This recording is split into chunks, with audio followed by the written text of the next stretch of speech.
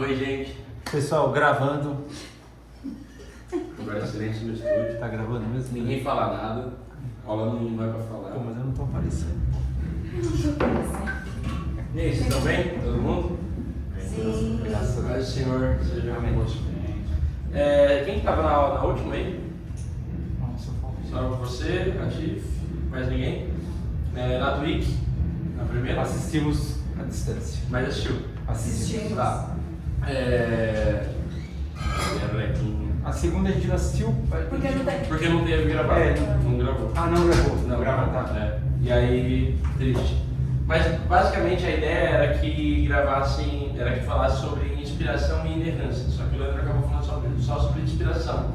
Como a Bíblia é inspirada, da onde ela veio, por que a gente pode acreditar que ela foi inspirada ou não, coisa e tal. E aí eu puxei a parte da inerrância para falar hoje. Não sei se eu não consegui enxergar, sinto muito. Mas guarda na cabeça que depois eu mando o PPT para vocês de qualquer forma.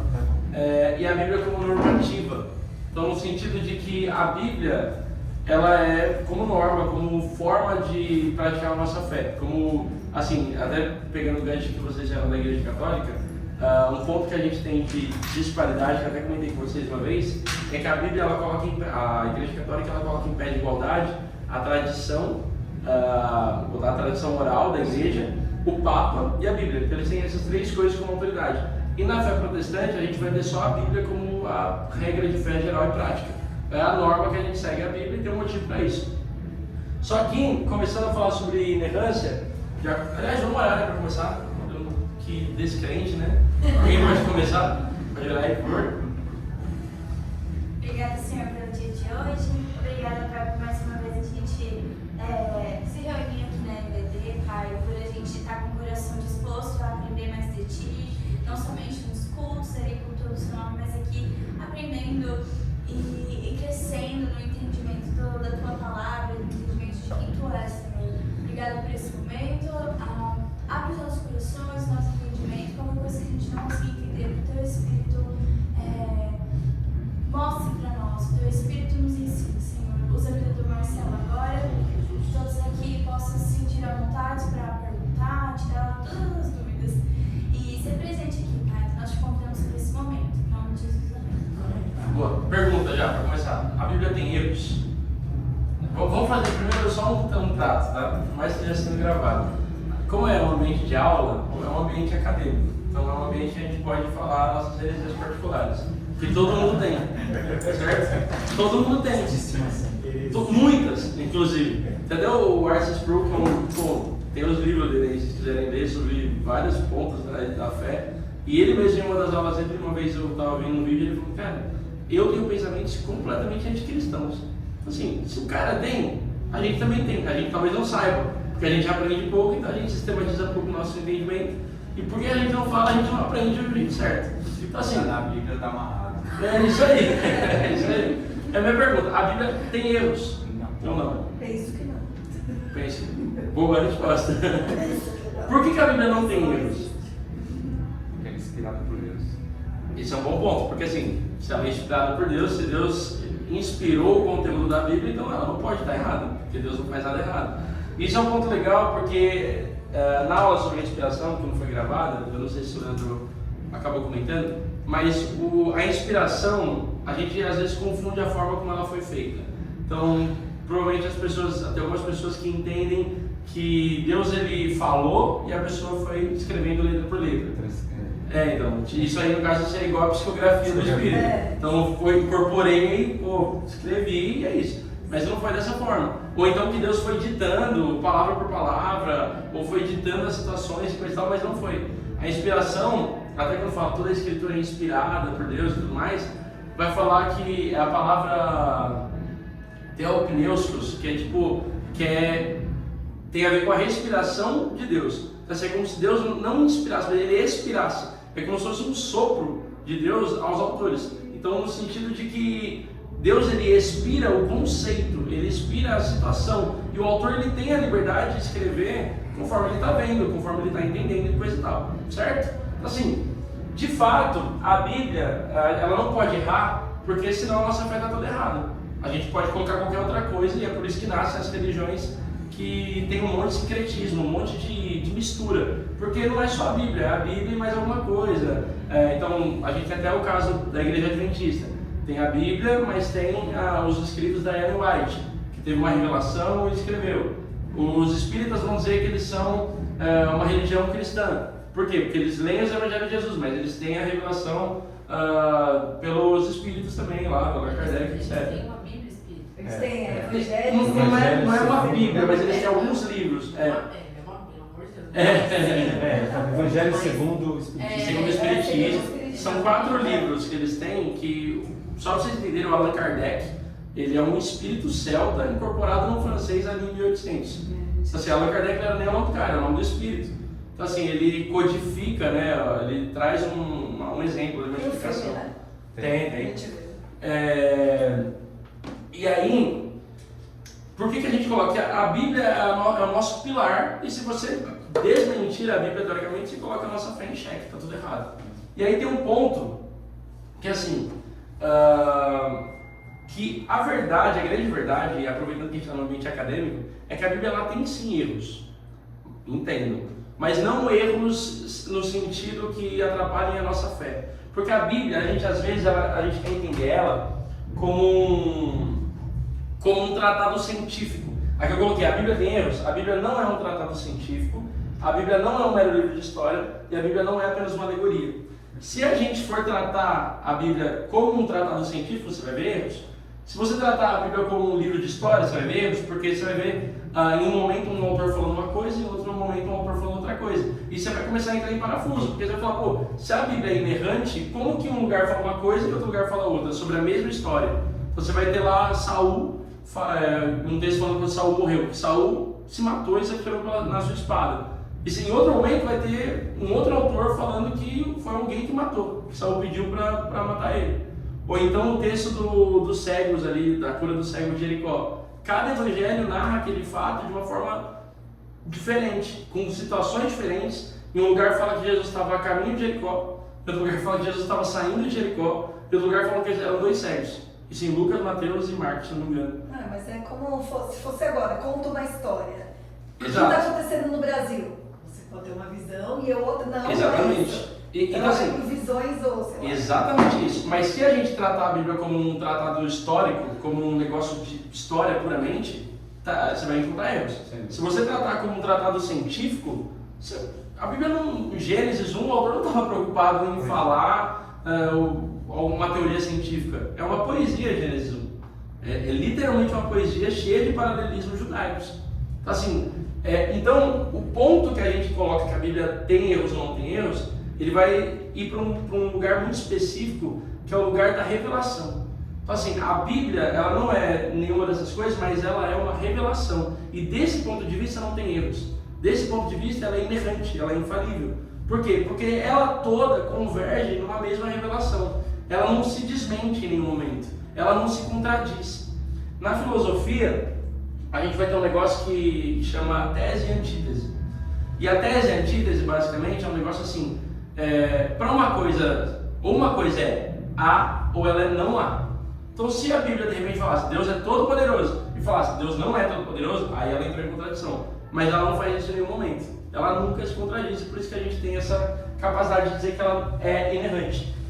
E aí... No fim, o corte vai ser Marcelo Brandão afirma que a Bíblia tem A gente só vai lembrar disso no fim dessa um dia lá no futuro, o pastor Marcelo Brandão, vou até anotar aqui.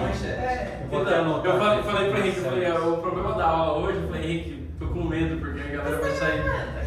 A galera vai sair de lá falando que eu sou um herege. Aí ele falou assim, vou levar a gasolina e o isqueiro. Vai ser grave, Pô, assim, pastores queridos, caso vocês vejam, a Bíblia é inerrante e infalível. Amém? Já tem calor. Enfim. E aí uma coisa que a gente tem que entender, e que é uma parte muito importante, que eu já coloquei aqui, que o foco todo da Bíblia é convergir as coisas em Cristo. Então, assim, todo o Antigo Testamento e o Novo Testamento, a Bíblia toda ela vai falar sobre a revelação de Cristo, que é a vontade de Deus condensada em uma pessoa. E aí a gente começa a entrar em parafuso também, por quê? Porque se você for ler as coisas ali no Antigo Testamento, sem uma ótica e uma noção do que estava acontecendo e de que eles não tinham a revelação plena do Evangelho, você vai esperar coisas, você vai ser um pouco injusto talvez com Abraão. Por exemplo, você vai esperar que Abraão viva como um verdadeiro cristão. E você não vai ver isso, porque Abraão ele não vive como um cristão deveria viver. Você vai ver que Abraão ele mente, fala que Sara é a esposa, que não é a esposa dele, que é a irmã dele. 2 vezes para tentar se arranjar ali, se salvar. Você vai ver que Abraão não quer esperar a promessa, vai e toma Agar como esposa. Você vê um monte de erros. Mas por quê? Abraão foi tirado de um contexto pagão, completamente pagão, onde estava lá em Ur dos Caldeus, e aí chega um Deus, numa época totalmente politeísta, chega um Deus aleatório e fala: Abraão, eu sou o seu Deus, eu sou o único Deus e tudo mais, vem comigo. E Abraão, ele confia nesse Deus, ele acredita nesse Deus, ele começa a jornada. Só que aí desde Abraão, desde Adão na verdade, mas até Jesus, existe um negócio que a gente chama de revelação progressiva. Isso é um dos pontos mais importantes que a gente tem quando a gente lê o Antigo Testamento. Que a revelação, ela não acontece de uma vez para ninguém. Então assim, Abraão não sabia a totalidade, ele não sabia que a vontade de Deus ia convergir num homem. Você tem elementos ali da fé de Abraão que mostra que ele acredita em alguma coisa. E Hebreus é um livro, inclusive, que vai falar muito sobre isso. Sobre que nenhum dos caras lá que são citados em Hebreus 11 alcançaram a promessa. Ninguém conseguiu chegar lá. Então assim, como que Abraão não teve Isaac? Como que ele não alcançou a promessa? Não, porque a promessa final era Jerusalém Celestial, essas coisas, descanso eterno, em Cristo, coisa e tal. Tá fazendo sentido? Sim. Enfim. E a revelação progressiva, só um detalhe, ela tem o seu ápice em Cristo encarnado. Ou seja, a revelação acaba, ela se encerra e se conclui totalmente em Jesus Cristo. Ele é, até em Colossenses que vai falar, né, que ele é a imagem do Deus invisível, aquilo que esteve oculto por séculos, gerações, agora Deus nos manifestou no seu Filho. Ele é a revelação geral de todas as coisas que acontecem no Antigo Testamento. E aí, a gente vai para uma outra coisa. Alguém tem alguma pergunta, algum comentário a fazer? Não, só que é legal que, tipo, quando você falou do progressivo, é interessante você ver que todas as histórias, apesar deles não mostrarem, tipo, tem Jesus ali, né? Tipo, quando Deus pede para Abraão entregar o filho e tudo, no final a gente tá ouvindo um podcast sobre isso. Abraão, Deus pediu para entregar o filho. Tinha toda a questão, né, de Abraão ali aprender a lidar com a paternidade, mas no final o cordeiro não foi trocado, né? O cordeiro foi enviado por Deus. Aí quando eu pensei lá do êxodo da música que a gente trocou, a mesma coisa. O sangue na porta, depois o cordeiro, o sangue escorrido na cruz. Então todas as coisas, elas de certa forma, elas vão aparecendo ali de uma forma que ninguém vai entendendo, porque é na nossa própria história, né? Tipo, quando acontece uma coisa na nossa história, a gente não vê. Pra gente é muito fácil olhar pra trás e ler todos os relatos. E falar tudo a ponta. Uau, tudo aponta pra Cristo. Mas os caras não tinham como saber. Assim, não tinha comunicação. São 66 livros e acho que 20 e poucos autores. Tem rei, tem pescador escrevendo. Então, tipo assim, não se conheceram, não se viram. Contextos diferentes. E isso é uma das coisas que, inclusive, que atesta a inerrância. Porque são pessoas de lugares completamente diferentes falando a mesma coisa. Culturas diferentes. Inclusive, a reforma protestante, ela acontece em vários lugares ao mesmo tempo, sem comunicação. A reforma está acontecendo na Alemanha, está acontecendo na Suíça, na Escócia, na Inglaterra, ao mesmo tempo. E ninguém sabe. Cara, arrepio, porque você vê, assim, tem um professor do seminário sensacional, que está dando aula de panorama do Antigo Testamento. E ele fala assim, cara, a gente não pode isolar Deus da história. A gente não pode pensar que Deus está só lidando com a igreja. Deus ele tá acima de todas as coisas, lidando com a história. Tudo está no controle dele, de uma forma que ele faz as coisas convergirem para a sua vontade. Cara, é loucura você pensar como que ele faz tudo isso. É muito para a nossa cabeça. Até Davi tem um conhecimento tão elevado de Deus, ele fala, esse conhecimento é maravilhoso, mas para mim não entendo. Como que você pode estar lá e aqui? Como que se eu for para o céu, se eu estiver no abismo, como que você está em todo lugar? Não é possível. Seu Espírito está sempre comigo. Cara, isso é maravilhoso. Enfim.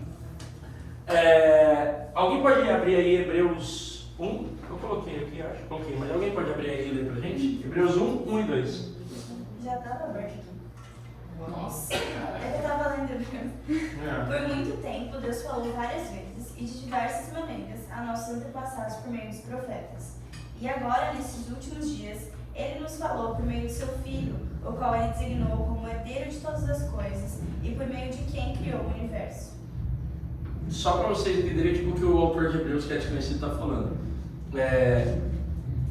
Esse trechinho começa. Há muito tempo Deus falou muitas vezes e de várias maneiras aos nossos antepassados. Você vê que a forma como a Bíblia foi feita, foi registrada e coisa e tal, foi de muitas maneiras e em vários lugares diferentes e muitas vezes. Então assim, o próprio autor de Hebreus, quando ele está tentando explicar essa progressão da revelação até a conclusão em Cristo, ele está chegando e falando, cara, para isso chegar aqui, teve que ter muita gente tendo revelações sobre Deus, sobre Cristo, registrando, para poder chegar nesse lugar e tudo fazer sentido.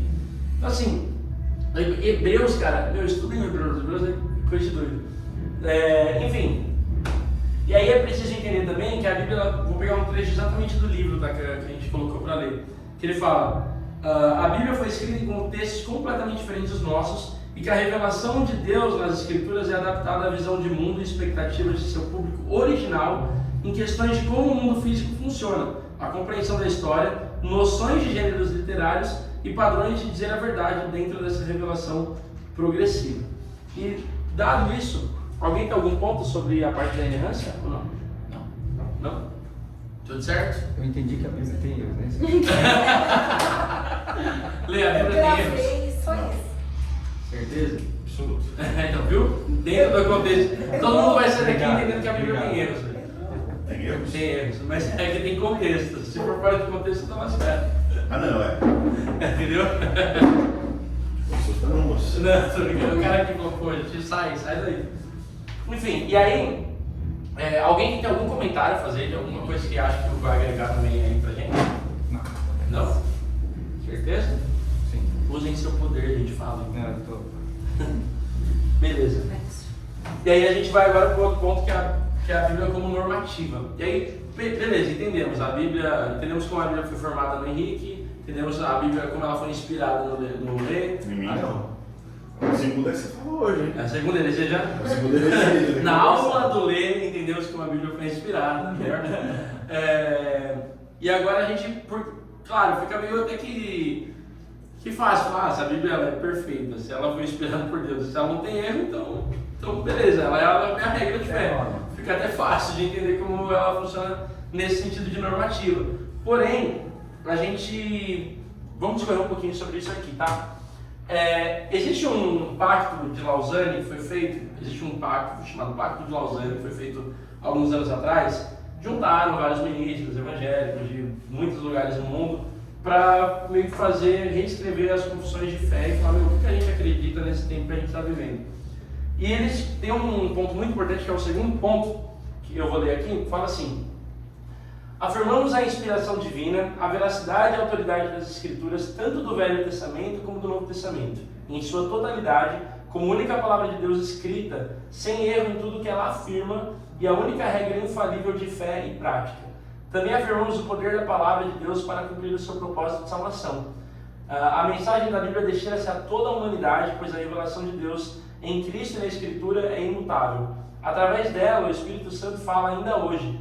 Ele ilumina as mentes do povo de Deus em toda a cultura, de modo a perceberem a sua verdade, de maneira sempre nova, com os próprios olhos, e assim revela a toda a igreja uma porção cada vez maior da multiforme sabedoria de Deus. E aí tem alguns textos que eles usaram de referência sobre isso. E aí, basicamente, dentro do rigor acadêmico, a gente vai falar: a Bíblia é a nossa regra de fé geral e prática. Ponto. Isso é o que vai se dizer. Então assim, ela é a nossa regra, é o que define o que a gente acredita e define o que a gente vive. Porém, existe um problema dentro disso, que se a gente pegar a Bíblia, se você abrir aí em Êxodo, em Levítico, principalmente Levítico, você vai ter algumas coisas bem complexas. Então assim, como que a Bíblia ela se torna nossa norma, nossa regra de fé geral, e você pega ela... Se você não pode comer bacon. Se você não pode comer bacon, se você não pode aparar a ponta da sua barba. Alguém já pensou sobre isso ou não? Já. E o que vocês pensam sobre? Traz sua heresia particular. Não tô sobre isso. Tá na cabeça. Um momento de crise, né? Hã? Foi um momento de crise. Foi um momento de crise. E um monte de regras que você fala, nossa, mas você é capaz de cumprir. Um monte de coisa que tá lá, você fala. Não, até se faz sentido, a gente questiona. Mas faz sentido? Faz sentido. Como assim? Pra que serve isso aqui? E aí, é duro porque quando você está lendo a Bíblia, você está lendo lá o Antigo Testamento, você fala, tá, é minha regra de fé geral e prática, eu já entendi. Mas como que eu vivo isso aqui? Mas isso não é usos e costumes? Depende. Isso Porque estamos em outra. vai entender. Porque tem as leis simples. Tem isso também. Questão de contexto histórico, tradição. Com certeza. Mas, por exemplo, então vamos tirar então, do Antigo Testamento e vamos para o Novo, que a Rebeca falou das leis civis, das leis cerimoniais também.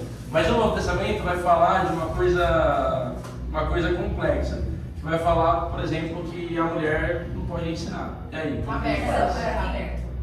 Como que a gente faz? Ou que a mulher deveria cobrir a cabeça e o homem não pode estar com a cabeça coberta para orar. Mas isso não é de contexto de determinadas igrejas? Exatamente. Determinadas vezes não, porque Paulo está falando. O que eu quero que vocês entendam é que assim. Exatamente. Mas o que eu quero que vocês entendam é que assim, existem coisas ali na Bíblia que a gente vai ler e a gente vai falar, como que eu vivo isso? Como que eu vou entender isso? Como que eu aplico isso? Então quer dizer que eu tenho que ir para a igreja e botar o meu véu? Tem algumas igrejas que a gente conhece que fazem isso. Por quê? Porque não avaliam os contextos e não tentam interpretar as escrituras da forma que ela deveria ser interpretada. E por isso acaba pegando todas as coisas a ferro e fogo e acabam errando, porque não tem como você se submeter ao que está escrito lá. Ah, então só o Antigo Testamento é mentira, vamos só no Novo. Então beleza. Então, o que não é submetido não entra tudo como uso e costume. Eu queria ir para um outro ponto fora dos usos e costumes, porque tem a questão dos usos e costumes, é uma coisa mais assim, por exemplo, usar terno. Tipo, nas igrejas, não é só uma igreja que, várias igrejas, o pregador, ele pelo menos ele não pode estar de bermuda, por exemplo, isso são usos e costumes, porque fala lá no texto que você não se apresenta diante de Deus de qualquer forma, diante do juiz de qualquer forma, muito menos diante de Deus. Então assim, por que, entendam, tá gente, mas por que alguém não pode pregar de bermuda? Usos e costumes. Aí sim, a Bíblia não fala de bermuda ou não, porque isso é pecado, mas isso é usos e costumes. Mas eu queria ir para um outro lugar, que é que assim, a Bíblia, para a gente entender a Bíblia como norma, a gente entender que existem dois tipos de textos na Bíblia, que são os textos prescritivos e os textos descritivos. São duas formas de interpretar os textos. Então assim, quando eu coloco textos prescritivos, são as passagens que fornecem instruções diretas sobre como viver e se comportar, e essas definem a prática religiosa. Então se você pegar os 10 mandamentos, por exemplo, vai falar, não terás outros deuses diante de mim, não cobiçarás, sei lá o que, vai do teu próximo. Você vai pegar o Sermão do Monte, Mateus 5-7, você vai ter exatamente só prescrição. Então, assim, você não julgue, olhe dessa forma, tudo, então, assim, não tem discussão. Isso é uma prescrição direta que você tem que fazer. Não tem discussão sobre o Sermão do Monte. Tem coisas que são adaptáveis e tem coisa que, né? Mas aí tá, a Bíblia ela é recheada e ela mistura essas coisas, os textos prescritivos e descritivos. Isso é difícil. Tem Exatamente. um texto prescritivo que você fala, não, realmente isso não tem como fazer. Exatamente. E textos que a gente sabe que não, né? E foi até o que eu coloquei aqui, Lô. Porque eu coloquei, perdão, pode. Não, eu tava só comigo, porque eu achava que era, tipo, por exemplo, Levítico, era para um povo determinado, sabe? Tipo, a gente como gentil não precisaria aplicar. Aí eu achava que Excelente ponto. E é verdade, é exatamente isso. Porque assim, eu até coloquei aqui que o Elo falou que as leis cerimoniais do Antigo Testamento eram prescritivos, mas eram prescritivos para eles, para o povo judeu. Não é prescritivo exatamente para nós. Então, para nós, que não somos judeus e também não somos uma seita judaica, somos cristãos, para nós que temos a revelação completada, terminada em Cristo, a gente tem uma outra ótica. Então, a gente entende que tudo aquilo que está no Antigo Testamento, por mais que fosse bom, justo e perfeito, as leis que Deus instituiu ao povo, eram prescritivos para eles, mas para nós é descritivo, porque a gente não vai se submeter àquilo. Você não vai deixar de aparar a ponta da tua barba, você não vai deixar os cabelos crescerem só dos lados da cabeça, você não vai fazer isso. E porque não tem que fazer isso, entendeu? Então assim, por isso que se a gente for analisar friamente dentro do ambiente acadêmico, a Bíblia ela vai falar, se você for levar tudo a ferro e a fogo, inclusive o Antigo Testamento, que é a palavra de Deus inspirada, infalível e inerrante, você vai ter uma defesa para o adultério, para a poligamia, você vai ter defesa para genocídio. Não é assim que funciona. Então você tem que entender que assim, O mundo está caído, o mundo está num caos. Deus está guiando o povo dele, trazendo uma revelação progressiva que vai culminar em Cristo, onde todas as coisas serão resolvidas, e ele está levando isso no meio do mundo caótico. Então, assim, no meio do mundo caótico vai ter gente que vai querer matar esse povo. Então, vocês vão ter que guerrear, cara. Vocês entendem o que eu quero dizer? Sim. Faz sentido? Até esse negócio que você falou, na Paulo ele tá falando, cara, não precisa circuncidar. Exatamente. Exatamente. Tem isso também. E aí a gente tem também, como já foi para isso, mas os textos descritivos que narram histórias, relatos, pensamentos e contextos para a gente entender as verdades prescritivas.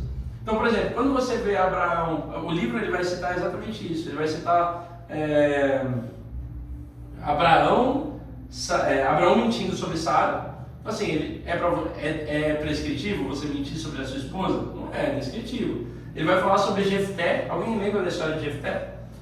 Rapaz, foi longe agora. A história, no livro ele cita isso, que eu falei, cara, eu não lembrava também.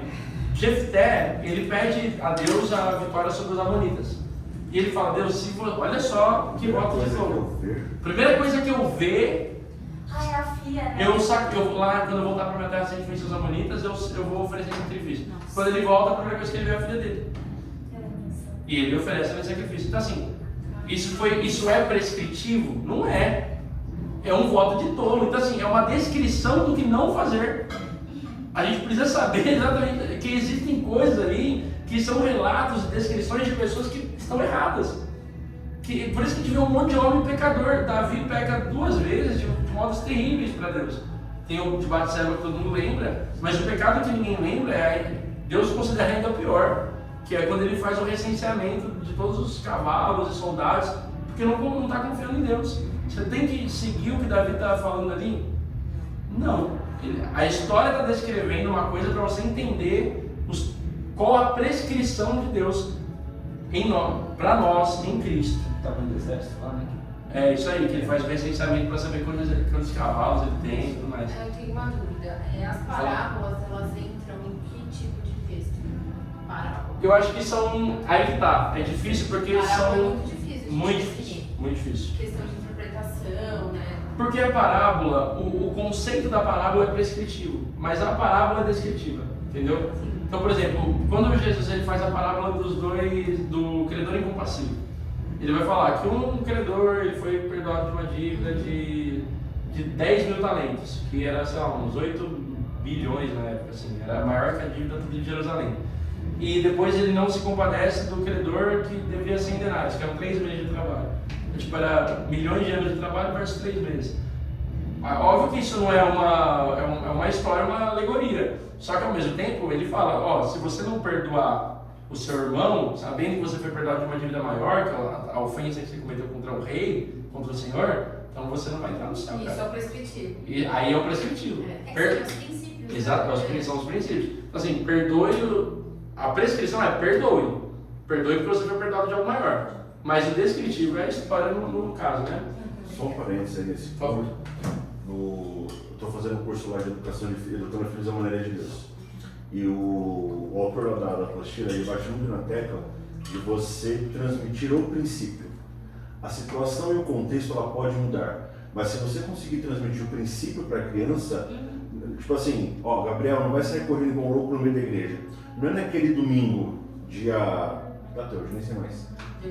Dia 24 de setembro de 2023.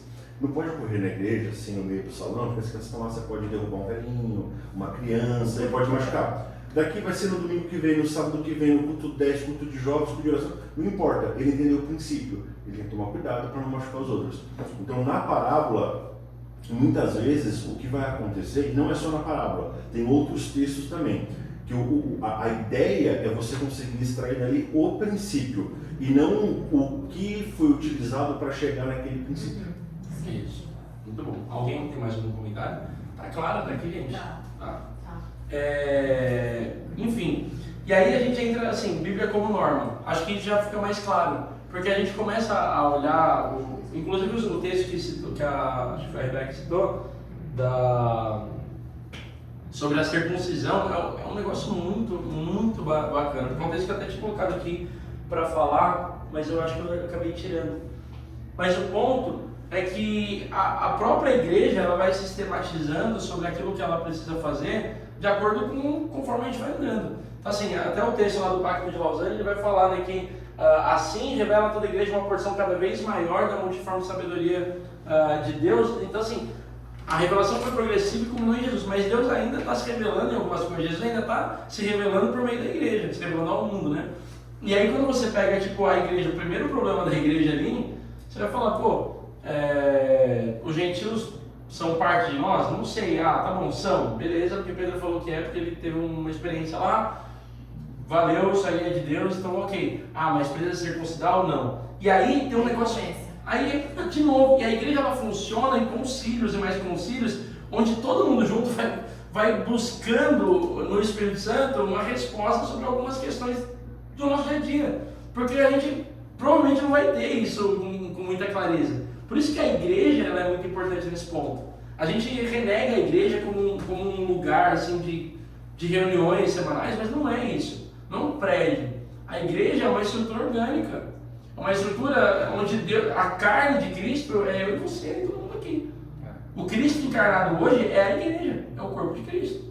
Então como que a gente encontra o Cristo? Como que a gente encontra a vontade de Cristo? Na igreja, na comunhão, onde tem 2 ou 3, ou 2 ou mais amigos. Ali está o Cristo. Assim, quando Jesus, inclusive, acho que no mesmo contexto, ele fala o que ligares no céu, terá sido ligado, ligares na terra, terá sido ligado no céu. Vocês lembram disso aí? Vai falar das chaves, né? Que Deus deu as chaves para a igreja, essas coisas. E ele está falando num contexto assim, cara, de perdão de pecados. Ele está falando assim, de exclusão de membros. Assim, se a igreja concordar em perdoar, show. Se a igreja dizer que não tem perdão, porque a igreja ela tem autoridade para isso. Faz sentido? Sim. Ok?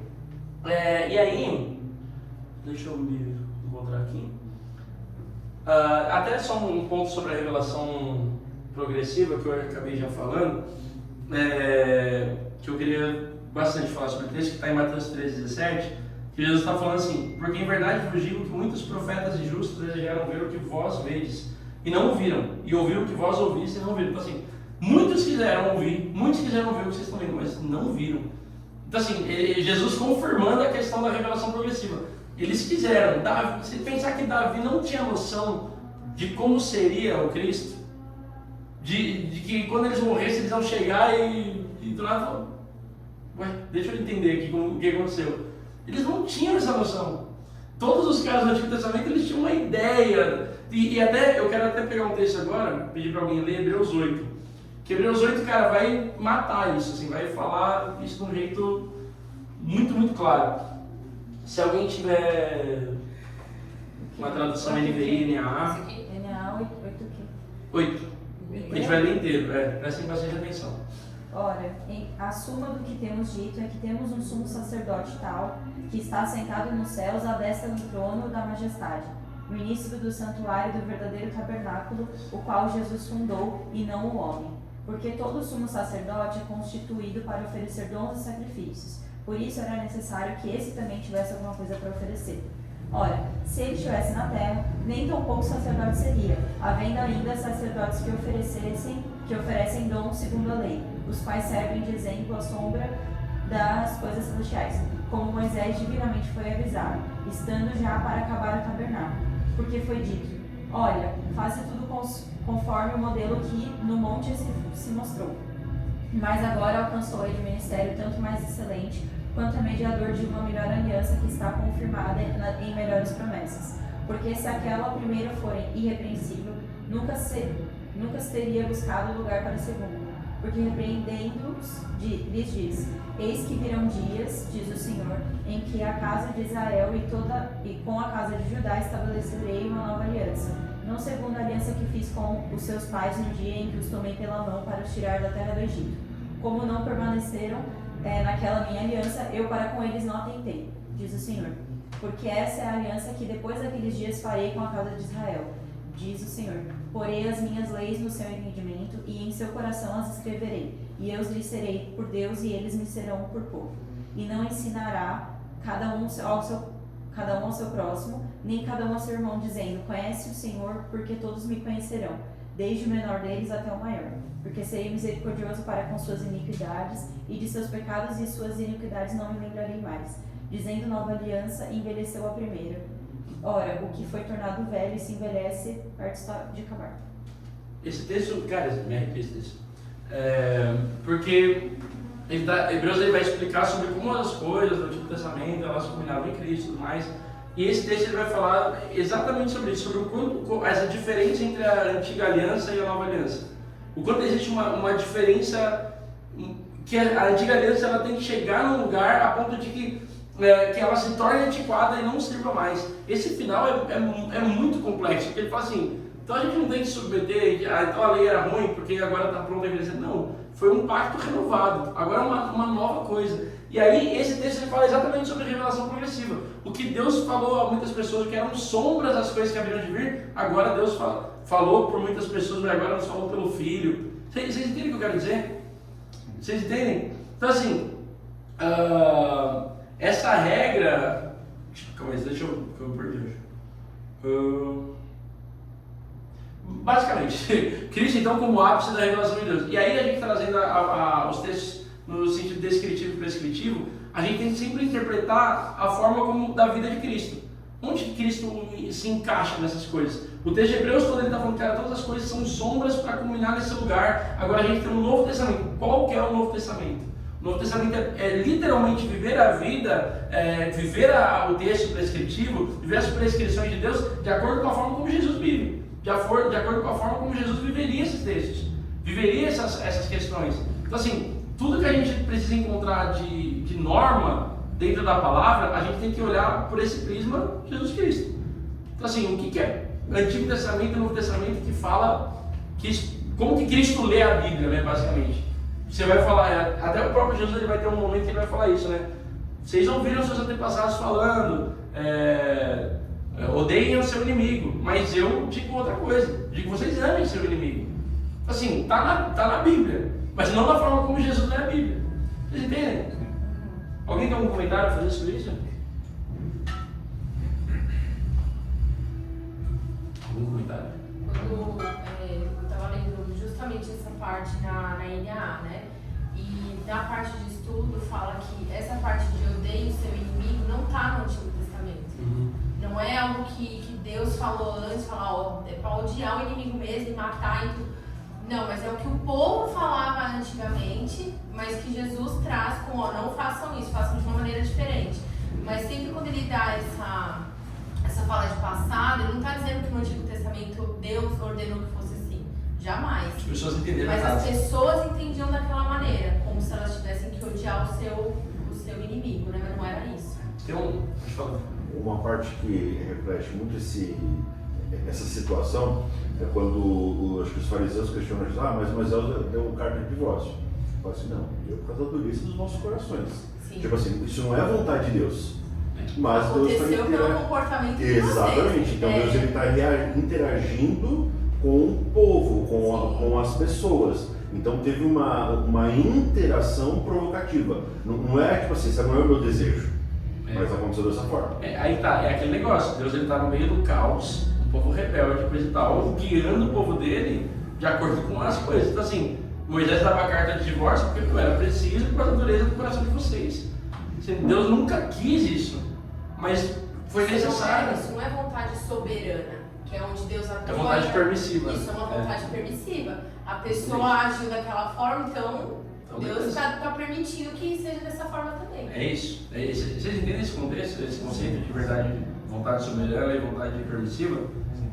Legal. Marcelo, não sei se eu devia ter notado o que você falou, mas você estava falando, né? A igreja não é um prédio, é um organismo. E você falou dos concílios, porque as coisas vão sendo. Esqueci o termo que você usou. Mas, e agora, até com a fala da Lorena, fiquei pensando aqui o que muito do que daqueles que estão fora da igreja, muitas vezes precisando muito, acabam justificando, né? Sei lá, não, mas isso não se aplica aos dias de hoje. Acaba se confundindo, se misturando com tudo isso que a gente está falando, não é? Sim. A gente mesmo, dentro da igreja, muitas vezes não tem esse discernimento do que é o prescritivo e o descritivo. Aliás, é a primeira vez que eu escuto esses termos, e aí ajuda a clarear muita coisa. Mas quem está fora, isso é, sei lá, infinitamente pior. Sim. Né? Complexo. Às vezes, por querer justificar as próprias heresias, inclusive nós temos, quem está fora está tentando se justificar ou tentando se entender, acaba sendo muito pior, né? Sim, tem uma coisa que a gente, acho que isso é reconfortante e ao mesmo tempo angustiante, que é a questão da revelação geral e da revelação específica. Que Deus, ele, todo mundo, é o que vai falar em Romanos 1. A glória de Deus se reconhece no céu. Na natureza, você olha as coisas, você vê, cara, há um Deus. Tipo, o tolo diz em seu coração, não há Deus. É o que fala em Provérbios, acho, né? O tolo diz em seu coração, não há Deus, não existe. É tolo. E existe a questão da revelação específica, que é uma coisa que é como se fosse um presente dado aos que Deus escolheu, a igreja dele. Sim, essa forma de conseguir olhar para essas coisas, até em Romanos Paulo vai falar, o homem natural não discerne as coisas de Deus, isso é loucura para ele. Mas o homem espiritual discerne todas as coisas, porque tem a mente de Cristo. Assim, a forma que a gente consegue compreender essas coisas é porque nós somos espirituais. Porque Deus renovou o nosso entendimento para a gente poder entender, senão seria uma loucura para a gente também. E é por isso que assim, a igreja, às vezes ela tem, isso é um problema enorme, que a igreja ela tenta às vezes aplicar porque inclusive, ó Deus me salvando, não estava conectado, ficou sem áudio, olha só. É Deus me salvando. Ia cair em mãos erradas, certeza. Não, aí quando tá drogada ela desliga o microfone do celular. Eu comecei a gravar 8 minutos. Ah, tá bom, mas não tem problema. Quem tá aqui tinha que estar, é isso, glória a Deus. E às vezes a igreja ela pega os prescritivos e ela tenta impor para a sociedade como se as pessoas elas tivessem que se submeter a isso. E isso é um problema que a gente vê no Brasil hoje. Você pega o ano passado, não quero entrar nesse mérito, tá? Mas você pega o ano passado, você vai ver tipo uma ala da igreja muito forte falando precisamos de um governante que represente os princípios cristãos, mas que não é um governante cristão, que não vive os preceitos cristãos de fato, independente de escolha, tá, gente? Mas você vê como a igreja ela começa a tentar, por quê? Porque a questão do aborto que tem sido muito falado agora, não tem como a gente esperar algo bom do mundo, velho. Não tem como a gente imaginar que o mundo vai ter uma revelação específica de Deus de que aquilo é errado. A gente se vê às vezes em Jerusalém, a gente está na Babilônia. A igreja é Daniel na Babilônia. Nós somos pessoas que têm que guardar a prescrição, Daniel, a não ser que isso venha de encontro com a nossa fé. Por exemplo, quando fizeram com Daniel, você não pode mais orar, Daniel está orando, isso é errado. Não, eu vou continuar orando, aí é outra coisa.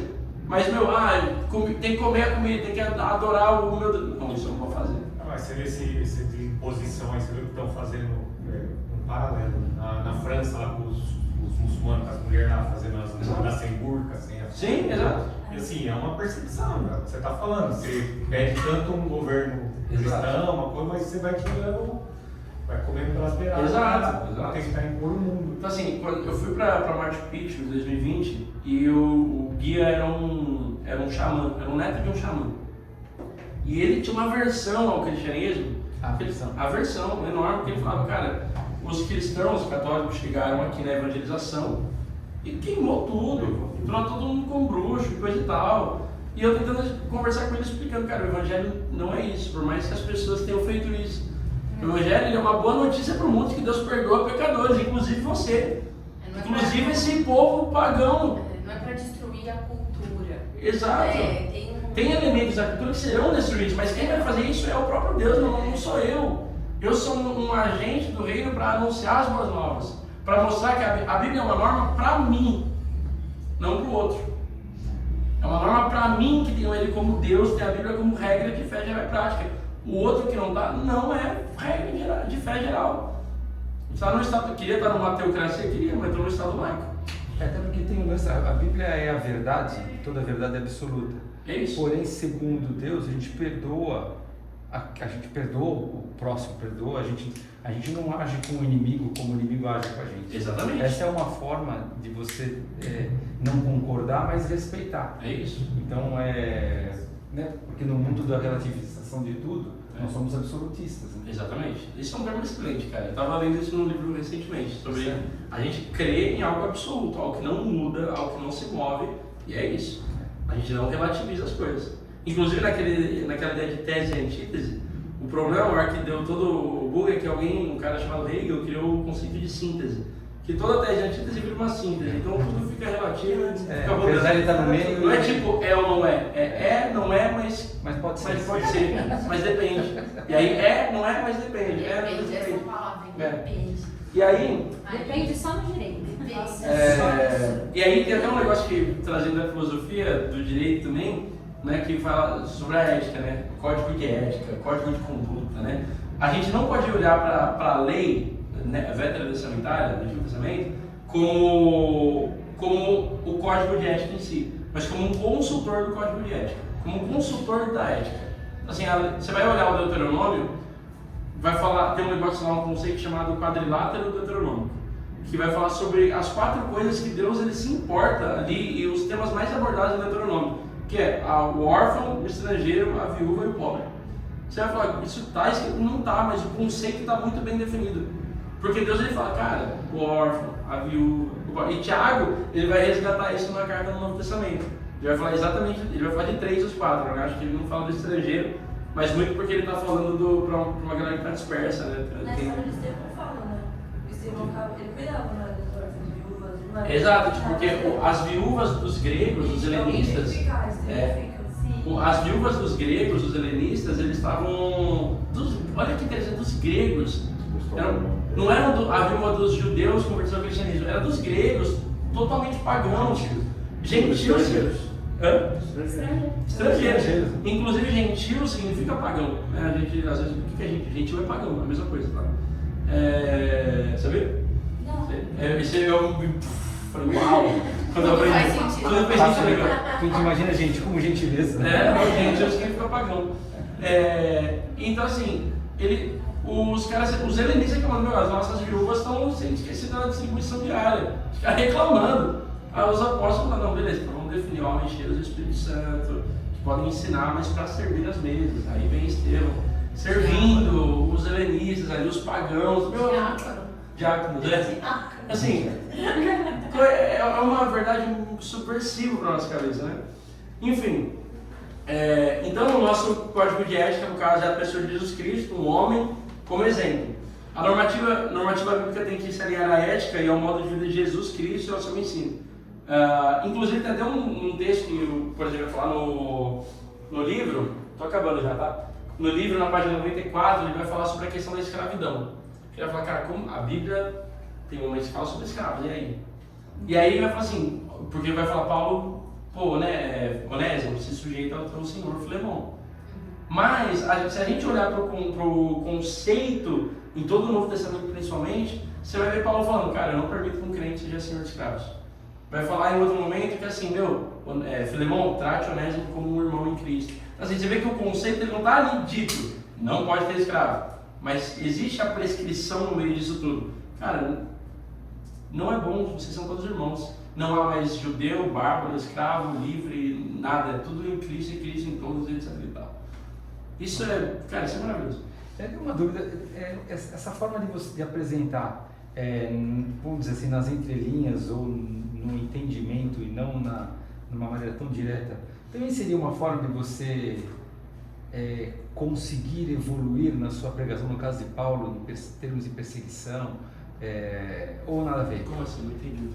Porque não se ele estivesse tentando, eu vou, mas eu não vou fazer alarde, eu vou tentar passar ali. Tem um pouco disso, não? As parábolas, às vezes, eu penso dessa forma, né? Para que fazer uma parábola, fazer a pessoa pensar tanto e não ser tão objetivo, e não ser mais objetivo, assim, olha, não faz isso, faz aquilo. Tem um texto em Provérbios que fala que assim, a glória de Deus é ocultar certas coisas e a glória do homem é tentar desvendá-las. Esse texto é muito legal, porque tipo, Deus ele quer que você o busque, ele quer que você descubra, ele quer se revelar, ele quer se mostrar, mas ele quer que você queira. É para quem quer. Ele não vai chegar e falar assim, é isso para todo mundo. Não, eu quero que você queira. Porque isso é o relacionamento. Exato. Criar o relacionamento. Você querer se revelar. Qual Então a Deus busca fala? é justamente isso. Cara, e isso é um ponto que a gente às vezes tem muita dificuldade. Qual que é o propósito final do homem? Até na confissão lá de Westminster vai falar, conhecer a Deus e cruzá-lo para sempre. Só que o ponto é, Deus por algum motivo que não se entende, Ele quer ter um relacionamento Você contigo. ouve, mas não ouve, né? Aquela história, né? Devemos Exato. ouvir, mas enfim. Ele quer ter um relacionamento com Não, você. tem um texto, eu não sei se é 1 Coríntios, que Paulo também vai falar isso. Hoje a gente vê embaçado, mas um dia nós veremos face 1 a Coríntios face. 13. Ver face a 13. face, 13. 1 Coríntios 13. É que é do amor. Então, do amor cristão, ele acaba falando, agora vejo de modo imperfeito, mas agora, então veremos face a face. tá. Porque nesse ponto que Paulo está falando, uma hora nós veremos face a face, né? Vou conhecer aquele pelo qual já sou plenamente conhecido. O Senhor quer que a gente o conheça, porque Ele já nos conhece por completo. Então Ele quer Ele se quer que a gente revelar a conheça. nós, que eu conheça. E prossigamos em conhecer a Deus, de glória em glória. Mas você vai ver esse conceito muito bem estabelecido. Ele quer que você queira conhecer. E não é, ele não quer que você conheça, por isso ele vai colocar isso. Ele vai colocar a vontade. O Aí, ó, Espírito Santo vai clamar de volta. eu vou colocar só uma vírgula na sua pergunta, né? A vinda de Cristo, a Bíblia e a vinda de Cristo, ela tem muito de uma questão de legalidade. A questão do legal, daquilo que é de direito, é muito forte dentro do reino de Deus. Então, Jesus precisava vir para satisfazer uma necessidade de alguém que fosse puro o suficiente para cobrir os nossos pecados. Sem esta obrigatoriedade, sem essa lei sendo cumprida, é como se Deus estivesse voltando atrás e sendo injusto naquilo que Ele estabeleceu como regra. E aí ele se contradiz, ele não pode fazer isso. Não pode Entende? mentir. Então, qual que é o preço a se pagar? Vai ser pago o preço. Tanto que Jesus fala, Pai, se possível, Passa de mim. passa de mim. Aí eu imagino a cena, Deus olhando para mim assim, ó. Não vai ter como. Sabe, Como? inclusive É. o pessoal fala, cálice, que cálice? Vocês sabem que cálice que é? Deixa eu dizer se você vai saber. Que cálice que é? Que é pra passar. Isso é uma pergunta legal, né? Porque a gente passa despercebido. É o cálice da ira. Da ira de Deus. Tipo, você vê que lá no Antigo Testamento ele fala assim, ele beberá o cálice da ira de Deus, eu vou derramar o cálice, né? É que a ira vai vir toda A ira de Deus, sobre a ira de Deus sobre mim, sobre você, a ira de que Deus é um Deus justamente irado que vai mandar você para o inferno, não porque Ele é mau, porque você é mau, você merece o inferno. É o justo, esse é o ponto. Você merece, eu mereço o inferno, eu mereço arder no fogo do inferno para a eternidade. E Ele vai pegar essa ira de lançar você no inferno e falar, tá no meu peitão. Entendeu? É outra. Aí você fala, nossa. E aí, o que vai acontecer? Uau.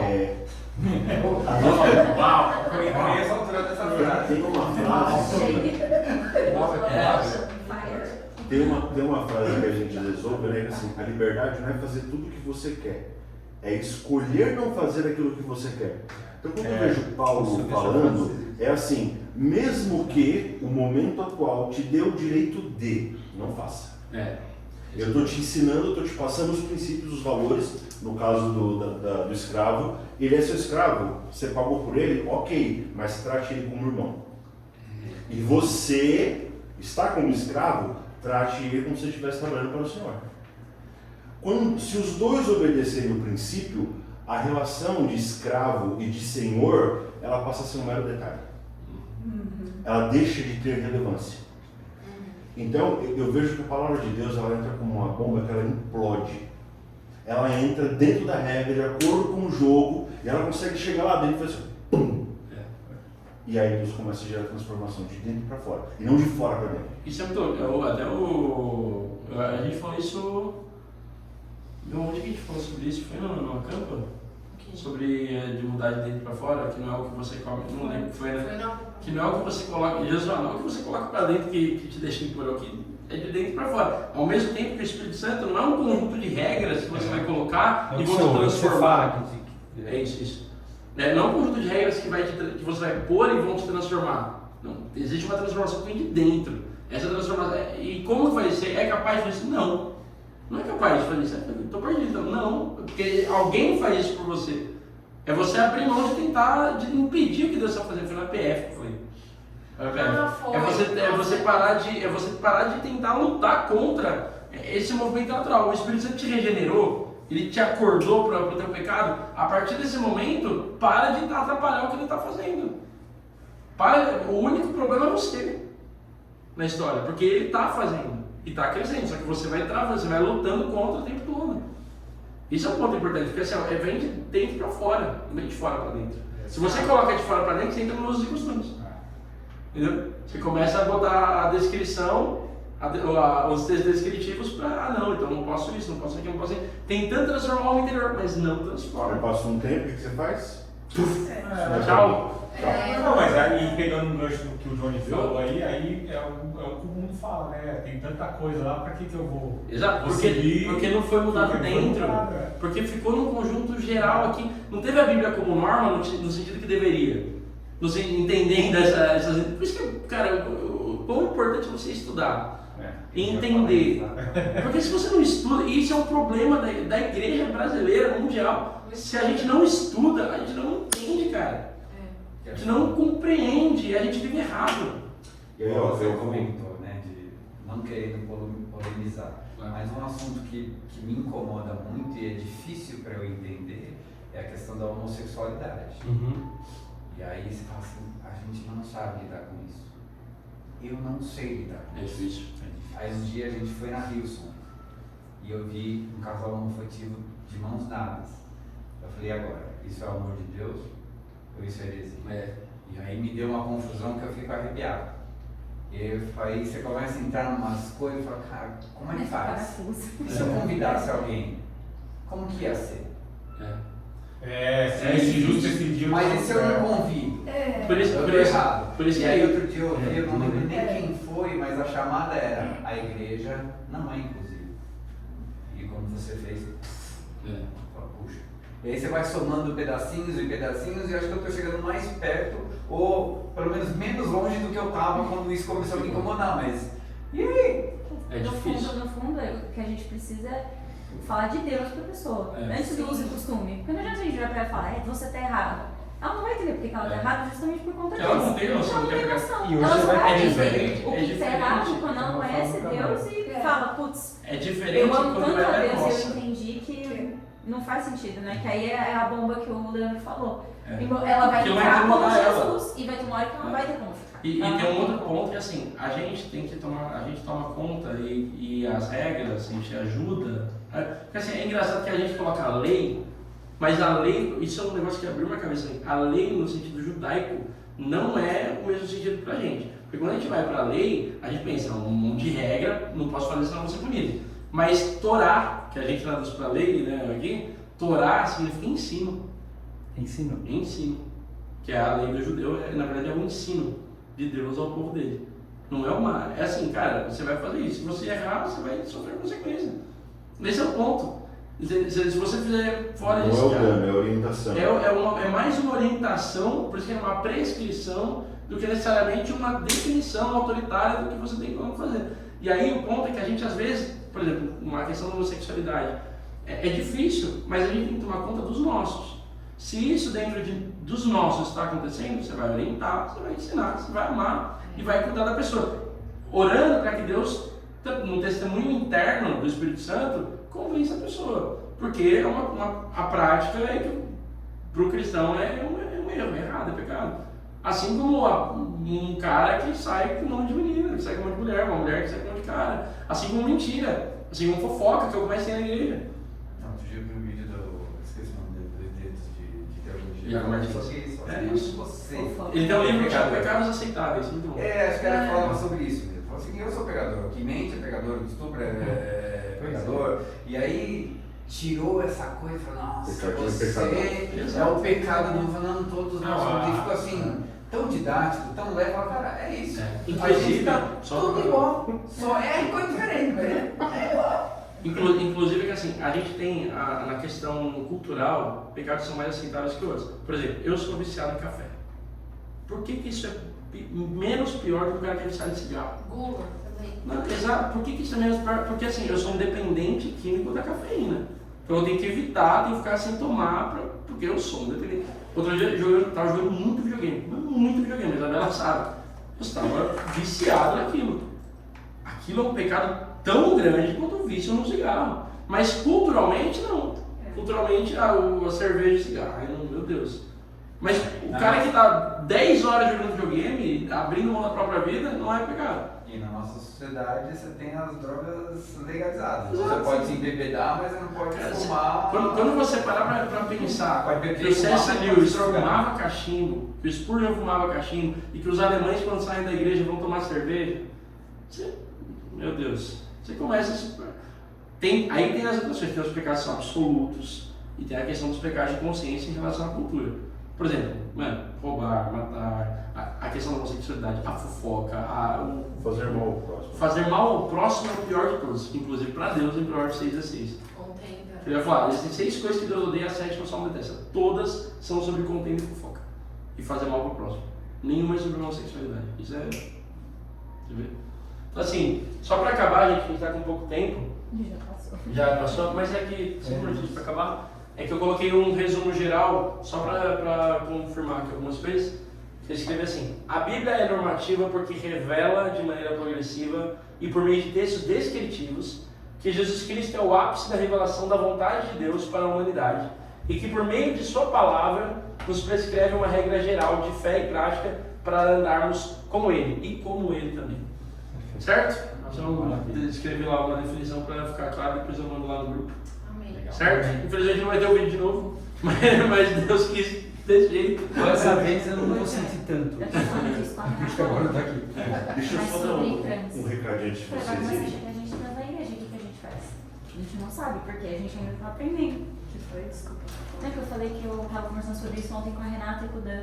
Eu falei, já pra pensar que vai começar a chegar gente na igreja que é filho de 2 mulheres, 2 caras, que é um é tema. trans, que tem gente, inclusive, que a gente conheceu numa acampamento de jovens que foi trans. E tipo, como que você lida?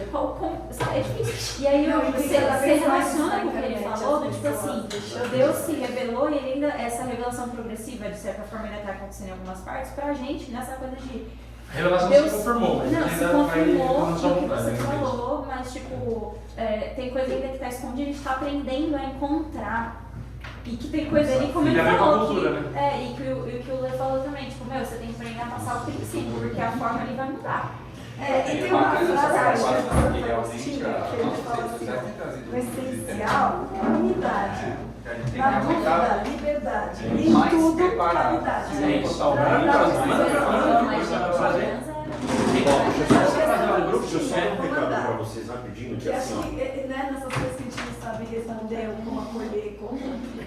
Não, isso eu achei perfeito. Assim, ó, uma coisa que é muito importante, eu vou pedir ajuda de vocês. As pessoas, nós erramos por não conhecer a palavra de Deus. Sim. E aí eu não estou puxando a sardinha para o meu lado, mas a IBT deveria ser um dos ministérios que as pessoas deveriam mais atuarem, mais participarem. Porque é isso que vai te dar norte para todo o resto. Casamento, filhos, educação, formação, convívio em sociedade, como tratar o próximo, indiferente do contexto de vida dele, né? Então, assim, nos ajudem a levar